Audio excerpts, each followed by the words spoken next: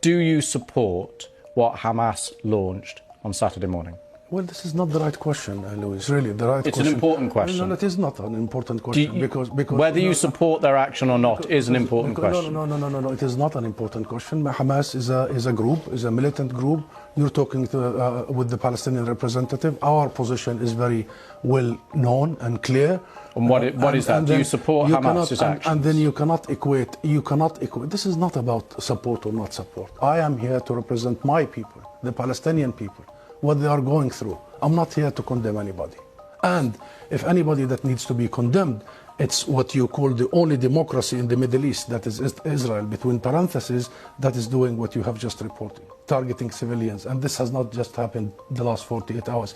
Hamas was just targeting Palestinians, but you won't condemn that. I'll tell you one thing. Hamas is not the Palestinian government, okay? The Israeli government is giving orders for its organized army. So please don't draw any symmetry here. Don't equate. There is no way you can draw any symmetry. And don't equate between the occupied and the occupier. This doesn't serve justice to understand for your audience and viewers the real situation.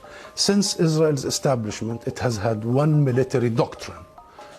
When it fights, it goes and fights civilians, kill civilians, so they pressure the fighters.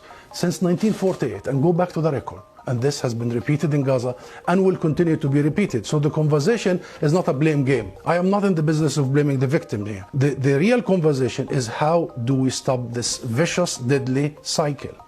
You just condemned Israel for killing civilians, and you won't condemn Hamas for killing civilians. How many times you have interviewed Israeli officials, Louise? Hundreds of times. Hundreds of times. How many times Israel have committed war crimes right live on your own cameras? Do you start by asking them to condemn themselves? Have you? You don't. You don't. No, I'll answer that question. You don't. You know why I refuse to answer this question? Because I refuse the premise of it. Because at the very heart of it is misrepresentation of the whole thing. Because it's the Palestinians that are always expected to condemn themselves. I mean, come on, this is a political conflict. We have been denied our rights for a long time. So this is the wrong starting point. The right starting point is to focus on the root causes, is to try and get out of this extreme dark tunnel, as opposed to this business by BBC and the mainstream media for 75 years. You bring us here whenever there are Israelis who are killed. Did you bring me here when many Palestinians in the West Bank, more than 200 over the last few months? Do you invite me when there is such Israeli provocations in Jerusalem and elsewhere?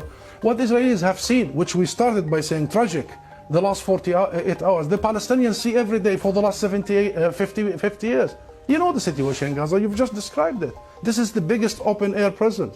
Those people, 2 million, have been taken hostage by Israel for the last 16 years.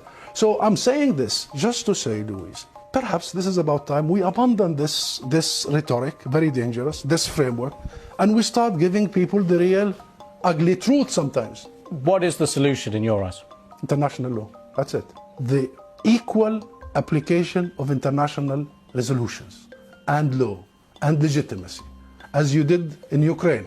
Would you bring the Ukrainian ambassador here and start asking him to condemn some of his fighters? We need to fully and equally apply the rules that were created by the League of Nations after the horrors of the Second World War. We need to make sure that Israel is not the exception. It has been for the last 75 years. We need to make sure that nobody is above the law. Britain is renowned, Louise, for the rule of law. I think that's the solution. Israel is an occupying force. It is responsible to provide protection for the people under its occupation. And should they commit crimes and crimes against humanity in the coming hours and weeks, it must be held accountable by the international community and the international judicial system. Hussam Zamlot, thank you very much for coming on the programme. Thank you.